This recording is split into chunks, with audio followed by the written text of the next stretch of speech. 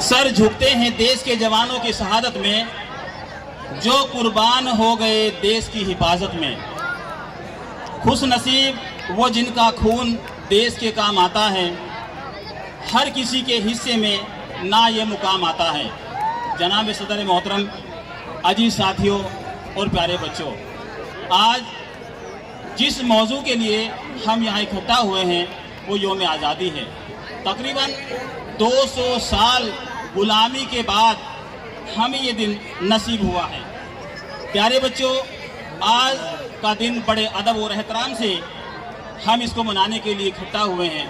बहुत दुख भी होता है, जिनमें हमारे जाबाज शहीद हुए उनको सोचकर, उनको याद करके बड़ा दुख भी होता है।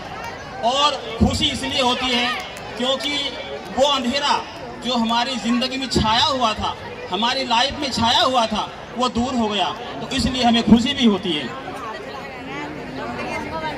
मेरे महबूब एक वतन, तुझ पे अगर जहाँ हो निसार, मैं समझूंगा ठिकाने लगा सर या तन। मोहतरम हाजरीन, साइमीन इकराम, मुझे आज जिस मौजू पर लब कुशाई करने का मौका मिला है वो यौम आज़ादी है। कौम जिंदगी में ऐसे दिन भी आते हैं कि जो तारीख बन जाते हैं और हमेशा याद रखे जाते हैं। हिंदुस्तान हमारा मुल्क 15 अगस्त सन 1947 को आज़ाद हुआ था। और कमाल की बात यह है कि वह महीना जो था रमज़ानुल मुबारक का था। रमज़ानुल मुबारक के महीने में ये हमें आज़ादी मिली थी। और रात की अगर बात करें तो वो रात जो थी लैलतुल कद्र की थी, जिसमें तमाम लोग इबादत में मशगूल थे और इबादत कर रहे थे कि ए अल्लाह हमें ये आज़ादी नसीब फरमा।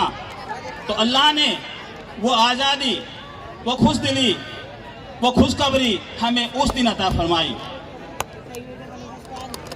बड़ी मुद्दत से मिली आज़ादी हमें कि खून दिल निसार कर दिया। कितने ही अबला नारी की चुनरी का रंग लाल कर दिया।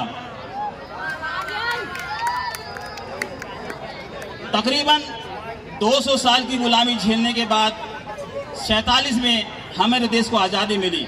पर कुछ लोग जो आज भी गलतफहमी के शिकार हैं वो कहते हैं कि हमें तो आज़ादी साहब 2014 में मिली थी। ये उनका नज़रिया है, इसमें हम क्या कर सकते हैं।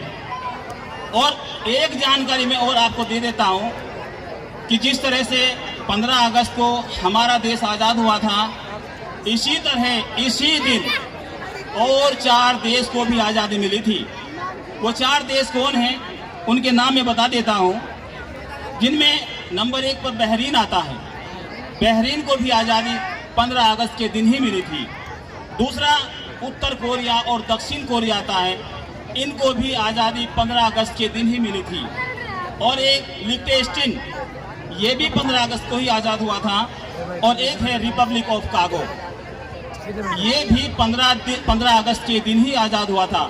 और कमाल की बात एक और बताता हूँ, शिमला से तकरीबन 30 किलोमीटर दूर के फासले पर एक ठियोग नाम का शहर है, जिसके लोग 16 अगस्त में अपनी पारंपरिक त्योहार के साथ इस आज़ादी के जश्न को मनाते हैं।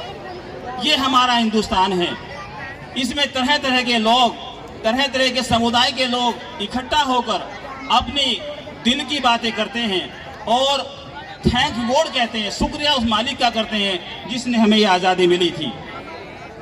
सूरवीर चंद्रशेखर आज़ाद ने कहा था कि दुश्मन की गोलियों का हम सामना करेंगे, आज़ाद ही रहेंगे, आज़ाद ही रहेंगे। इसी तरह महात्मा गांधी जी ने कहा था आज़ादी का कोई अर्थ नहीं। अब देखिए महात्मा गांधी जी ने आज़ादी को किस तरह से समझाया है हमें, जरा आप सुनेंगे सब दोबारे। आज़ादी का कोई अर्थ नहीं अगर इसमें गलती करने की आज़ादी शामिल ना हो।